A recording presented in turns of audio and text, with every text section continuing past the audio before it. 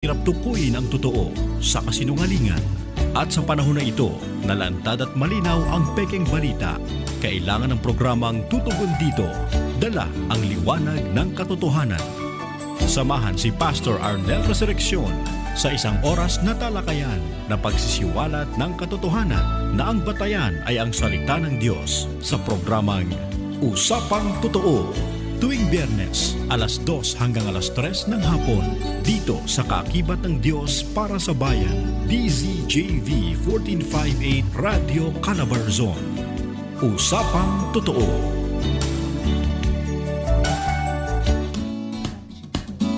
Kayo ba ay may mga katanungan at hindi alam kung sinong makakasagot? Tara, magkape tayo at magkwentuhan upang madagdagan ang kaalaman. Dito lang sa Kape, Kwento at Kaalaman. Kasama sina Kuya Richie at Ate Chat. Tuwing Sabado, alas 2 ng hapon, dito sa DZJV 1458 Radyo Calabarzon. Mga kaakibat, halina't sumabay sa himig ng tugtuging pagsamba na magpaparinig sa atin ng tibok ng puso ng Panginoon at mag-umpisang magpuri sa Kanya. Kinig-nuod at makiawit sa programang Heart of Worship. Kasama sina Pastor David Valencia at Pastora Sweet Ferro. Tuwing Sabado, alas 11 ng umaga hanggang alas 12 ng tanghali. Dito lang sa DZJV 1458 Radyo Calabarzon. Kaakibat ng Diyos para sa bayan. Naghahatid ng napapanahong impormasyon at inspirasyon para sa buong Calabarzon. Tagasulong ng mga proyektong pangkaunlaran para sa katagumpayan ng bawat mamamayan. Himpilang naglilingkod sa Diyos at sa bayan. DZJV 1458 Radyo Calabarzon. Hello everyone, welcome back to Teaching the Bible. I'm your host Michael Koch. Teaching the Bible is a weekly radio and television show that details and explains the major events and teachings of the Bible as we progressively move through the Bible week by week.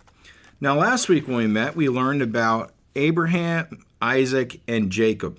Now we're going to learn more about Jacob's 12 sons, and in particular, his one son Joseph. So let's get into it. Jacob had 12 sons. Their names are Reuben, Simeon, Levi, Judah, Issachar, Zebulun, Joseph, Benjamin, Dan, Naphtali, Gad, and Asher. Now Joseph was the second youngest son of Jacob. Jacob loved Joseph the most out of all of his sons because he was the first son born from his wife Rachel, the wife that he loved more than his other wife Leah. Now we covered this last week. Jacob was on the run from his brother Esau, who wanted to kill him because he tricked him out of his birthright. He actually didn't trick him. Well, he did, but Esau earlier traded in for a bowl of stew. So he kind of just cashed it in, but Esau was mad and wanted to kill him.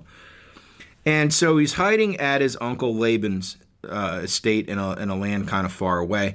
And he fell in love with Laban's daughter, Rachel. And he asked his uncle Laban if he could marry Rachel.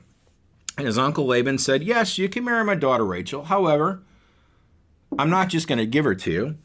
To marry her, you're going to have to work for me for 7 years.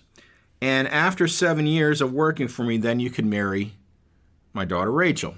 And Jacob said, okay. And he was glad to do it because he loved her. So he worked for Laban, his uncle Laban, for 7 years. And on the day of the wedding, instead of bringing out Rachel, his uncle Laban brought out his daughter Leah for Jacob to marry. And Jacob said, what are you doing? He said, you know I love Rachel. What do you mean I got to marry Leah? And his uncle Laban said, well, it's a technicality. A custom I have in my family is the oldest daughter has to get married first. So if you want to marry Rachel, you have to marry Leah first. And then if you still want to marry Rachel, you can, but you have to work for me another 7 years. And then after working for me another 7 years, I'll let you marry my daughter Rachel. And Jacob did it. So he worked 7 years, married Leah, who he did not want to marry, didn't love. only so he could work. He worked another 7 years so he could marry Rachel, who he did love. So he had these two wives who were two sisters. The first one he didn't love, and he only married her to marry the second one, who he did. And he had children with them.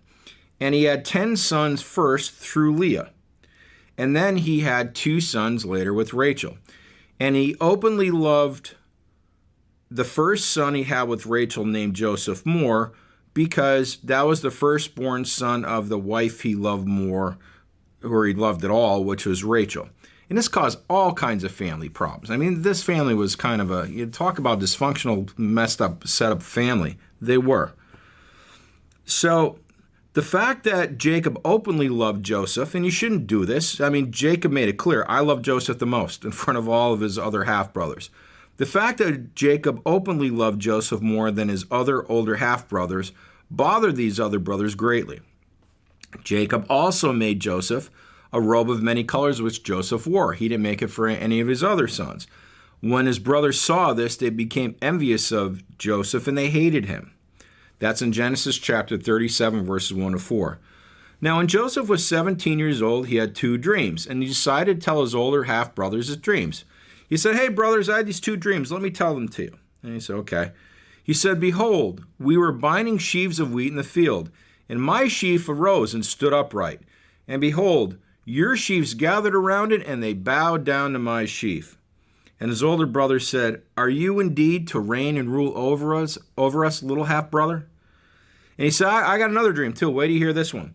"Behold, brothers, the sun, the moon, and the 11 stars are all bowing down to me." Well, they hated him to begin with, and now he's having dreams that everybody's worshiping him, including his brothers and his brothers' work and stuff like that. That's in Genesis chapter 37, verse 6 to 9. So both Joseph's father and his brothers criticized Joseph strongly for these dreams that he had. Now one day, Joseph's older brothers were watching a flock of sheep in a field far away. Joseph's father, Jacob, sent Joseph to them to see if they needed his help. When Joseph's brothers saw Joseph coming from a distance, they were envious of him, and they plotted to kill him. His oldest brother, Reuben, however, said it would be really wrong to kill their brother. Instead, they should put him into a pit that was nearby until they figured out what they would do with him. So they grabbed Joseph, they took off his robe of many colors as his father made him, and they put him in this pit. Now, a little while after this, the oldest brother, Reuben, who was the one who said, "We can't kill him," he left the group. He went a little ways away to do some other work. So Joseph was left with these other brothers that wanted to kill him, alone with them. And while Reuben was away working, a bunch of Ishmaelite slave traders came by. Now, it's an important name, Ishmaelite slave traders. They're from Ishmael. Now, remember Ishmael? Abraham had 2 sons. The first one, he didn't think that God could provide a son for him because he was old. So his wife and him made up this plan. Well, let's take a second wife, Hagar, and you could have a son with her, because I don't think God's going to come through. And they had, he married Sarai's servant Hagar and had a son, his first son, named Ishmael. Well, God told Hagar and Ishmael that Ishmael will become a great many people because he was one of Abraham's offspring. Well, apparently that happened because this is a group of Ishmaelite slave traders. These are a group of people from Ishmael. And it's just ironic that these offspring of Ishmael, who are slave traders, are coming by now the offspring of Isaac. His other brothers, came to these Ishmaelite slave traders that were passing by, and they decided to sell Joseph to the slave traders for 20 pieces of silver, and they did that. Then they took Joseph's robe, and they ripped it up, and they put animal blood on it. They went home and told their father Jacob that a fierce wild animal killed Joseph, and all that was left was this torn, bloody coat that he made him. Jacob was heartbroken over this for many years because he loved his son Joseph the most. That's in Genesis chapter 37, verses 12 to 36. So Joseph was taken by these Ishmaelite slave traders to Egypt as a slave. He was bought by a man named Potiphar, who was a captain of the Pharaoh's guard. God was with Joseph, and he blessed everything that he did. Now, as a result of God being with him, Joseph was successful at all the tasks that he did in service to Potiphar. Potiphar noticed that Joseph was successful at everything he was involved with. So he promoted Joseph, and he made him overseer of his entire estate and put him in charge of everything that he had. You can read that in Genesis chapter 39, verses 1 to 6. Now Joseph was a handsome man, and Potiphar's wife was attracted to him. Day after day, she would approach Joseph and ask him to sleep with her. Joseph responded to her, "Behold, because of me, my master has no concern about anything in the house, and he has put everything that he has in my charge. He is not greater in his house than I am, nor has he kept back anything from me except yourself, because you are his wife. How then can I do this great wickedness and sin against God?" Two important things in this. That's in Genesis chapter 39, verse 8 to 9. Basically, he's a good man, and he said, look, Potiphar bought me as a slave. He could have did anything to me. He could have hurt me in any way. Instead, he put me in charge of all of his stuff. How could I do this to him? But secondly, Joseph always had God on his mind. And he said, how then could I do this great wickedness and sin against God? If he had an affair with Potiphar's wife, he not only saw it as a sin against Potiphar, he saw it as a sin against God, because God said that's wrong.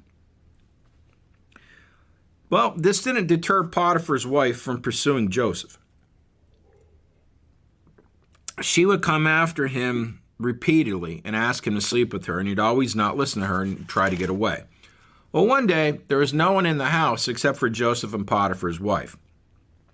When she realized nobody else is there, she came up to him and grabbed him by the shirt and yelled at him, "Sleep with me." Well, he refused to because it was wrong and it was a sin. She wouldn't let go of his shirt, though, so he started a fight to get away, and a shirt ripped off in her hand. Well, she got angry that he rejected her, so she decided to get Joseph back.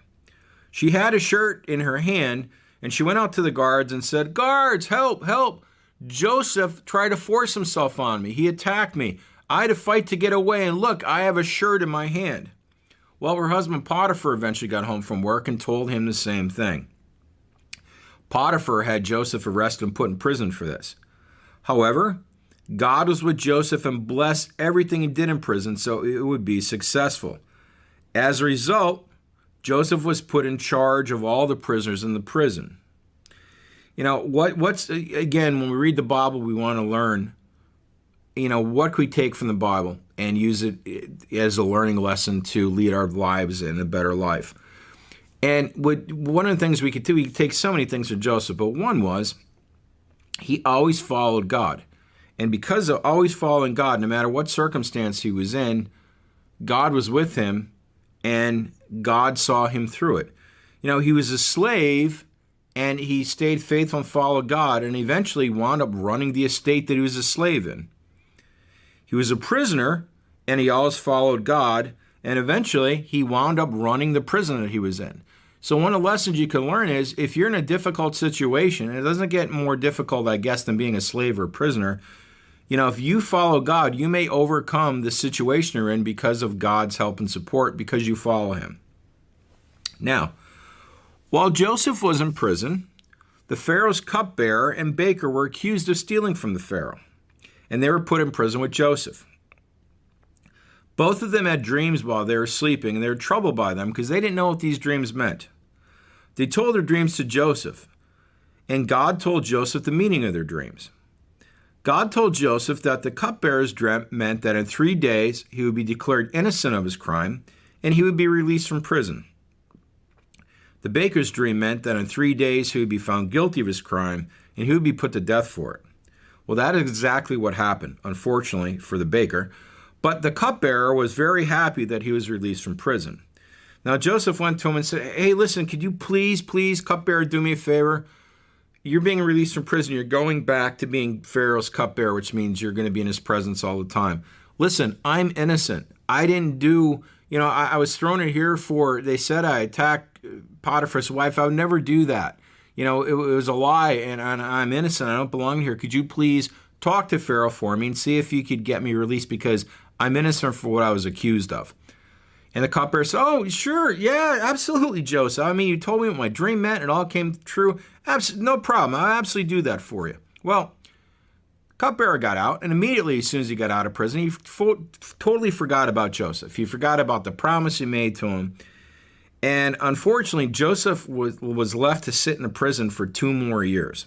You can read that in Genesis chapter 40, verses 1 to 23. So 2 years later now, the Pharaoh himself, the leader of Egypt, had two troublesome dreams. In the first dream, 7 healthy cows walked out of the Nile River. Shortly after that, 7 skinny and sickly cows walked out of the Nile River and ate the 7 healthy cows, and they were gone, and the only thing that was left were these 7 sickly cows. In the second dream, 7 plump and healthy ears of corn grew up out of the ground. Right behind them, 7 diseased and dried up, withered ears of corn grew up, ate the healthy ears of corn. They were gone, and the only thing that remained was the 7 sickly, dried up ears of corn. Well, Pharaoh woke up and he was very disturbed and upset about these dreams. So he asked all the wise men of Egypt if they could tell him what these dreams meant, but no one could. You can read that in Genesis chapter 41, verses 1 to 8. Then the cupbearer remembered, wait a minute, Pharaoh, hold on there. When I was in prison, I was in there with a guy named Joseph, and me and the baker had dreams. We didn't know what they meant. And we went and we told them to Joseph, and Joseph asked his God to tell him what these dreams meant. And his God told him, and they were exactly correct. Maybe this Joseph could help you. Well, the Pharaoh sent for Joseph, and the Pharaoh told Joseph his 2 dreams. Joseph said, listen, I can't tell you what they mean, but I believe I know my God can. Let me see if he will tell you what they mean. So Joseph told the dreams to God. And Joseph said to Pharaoh, my God told me what the dreams meant. Let me tell you, Pharaoh.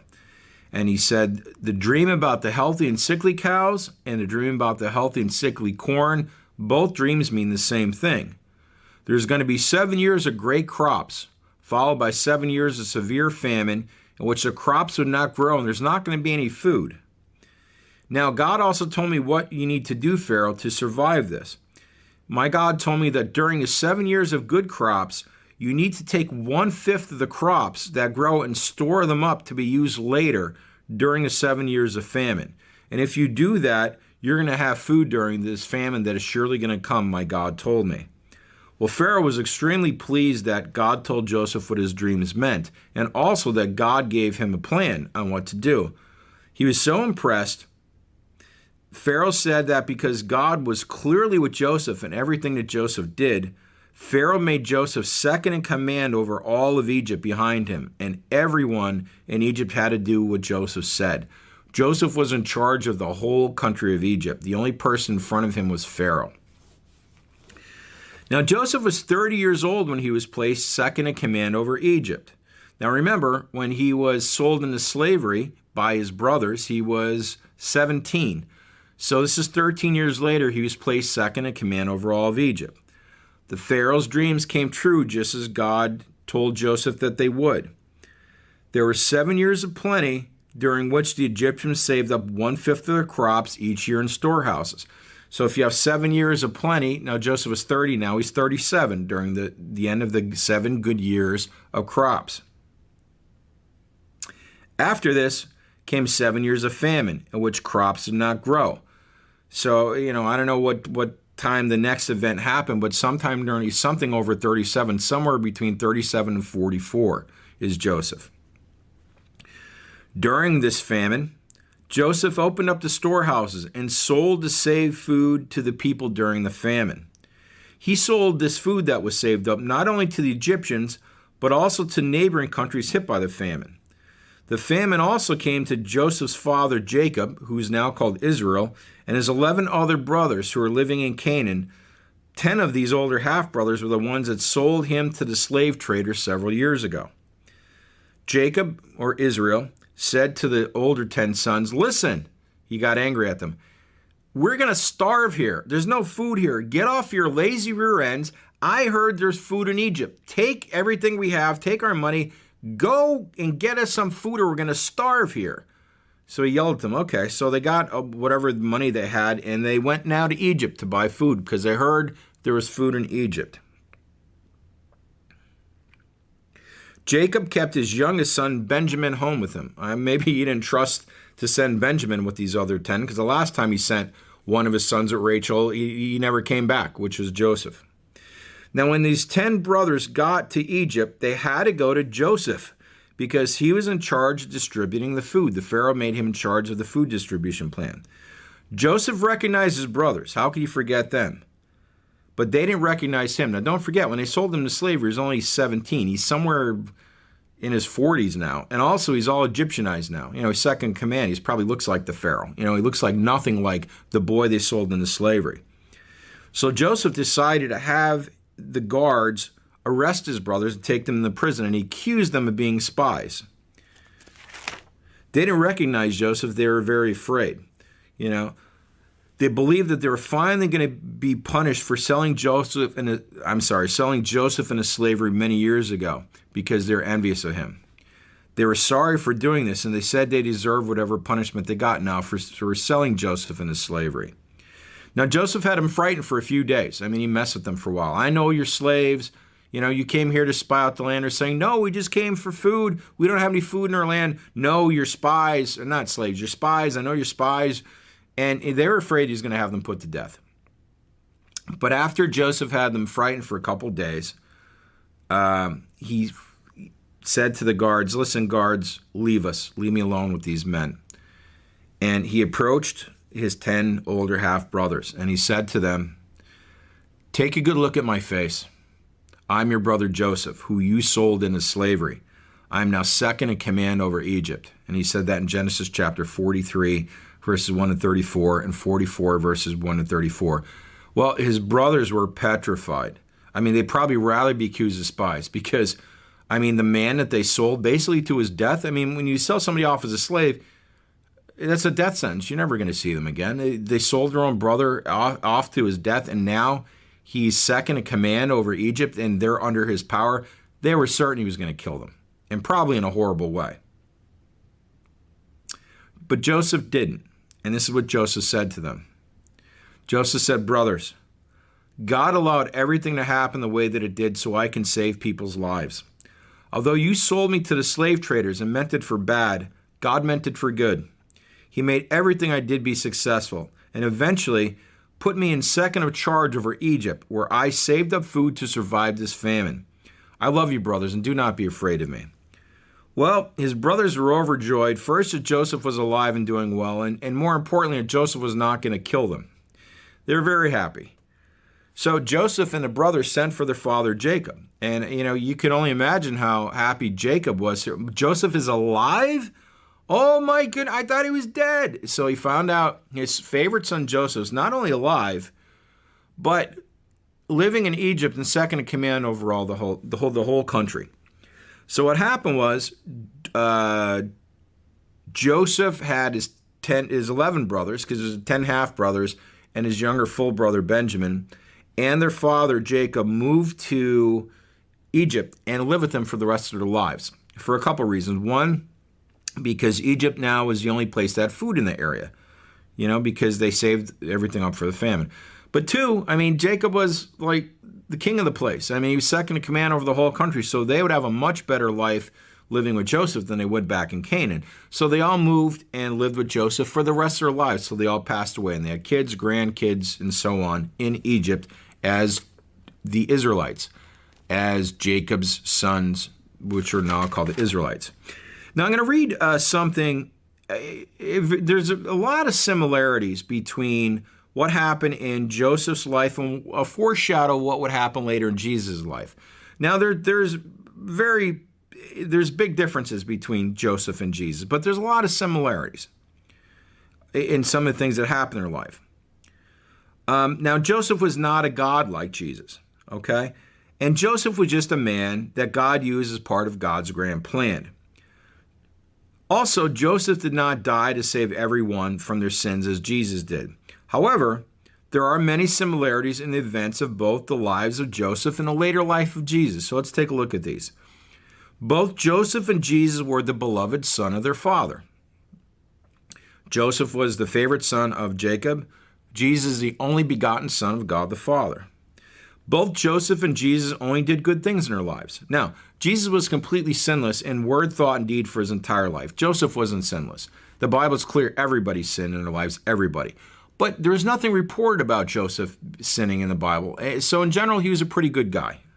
Wasn't sinless, but a good guy. Both Joseph and Jesus were betrayed by people close to them. Joseph was sold into slavery by his brothers for 20 pieces of silver. Jesus was betrayed by one of his closest confidants, one of the apostles, Judas, for 30 pieces of silver. Both Joseph and Jesus were severely punished when they were innocent of doing anything wrong. Joseph went to jail because he was wrongly accused, and they lied about him of attacking Potiphar's wife. Jesus was crucified for blaspheming, saying that he was blaspheming by saying he was a son of God, and it was a lie. It wasn't. He was a son of God. Both Joseph and Jesus were punished based on lies said about them. Potiphar's wife lied about Joseph. They made up false charges against Jesus. Both Joseph and Jesus endured their unjust punishments without any reported fighting back against it. Now, Joseph did ask to get out of prison, from the cupbearer, but he was in charge of the prison. He ran it. He probably could have escaped anytime he wanted. He had all the keys. He didn't. Jesus came here to die to pay for our sins. He did not try in any way to get out of it because he came here to die for us. Now, after suffering and being punished for sins that they did not commit, both Joseph and Jesus were elevated to the position of sitting at the right hand of the ruler. Jesus was, promoted to sitting at the right hand of God for eternity. Joseph was promoted to being the right-hand man of Pharaoh. Joseph saved everyone's life under his rule from a famine. Jesus saves everyone who follows him from going to hell because of their sins. Both Joseph and Jesus forgave those who directly sinned against them. Joseph forgave his brothers who sold him into slavery. Jesus forgave the people who were crucifying him. On the cross, he said, Father, forgive them, for they do not know what they do. And everyone else. He forgave us. If it wasn't for us sinning, he wouldn't have to have died on the cross. Now, that's the story of Joseph. We're going to move into the story of Moses next. So that's always exciting. I hope you like today's teaching. Again, my name is Michael Koch, and this is Teaching the Bible with Michael Koch. Now, if you want to get in touch with me for anything, if you want to follow me, if you want to see more of my about my TV teachings, my TV shows, my radio shows, about my books, or if you just want to contact me about anything, you can reach me by going on the internet and typing in, it's one word, teachingthebible.net. Again, teachingthebible.net, one word, and that's how you can reach me. That's how I can communicate with you. God bless all of you. I love you. I can't wait to teach more next week, and I hope you can tune in next week. Take care. Bye-bye. May lakas na 10,000 watts. Sumasahimpapawid mula sa lungsod ng Calamba hanggang sa buong Calabarzon. DZJV 1458.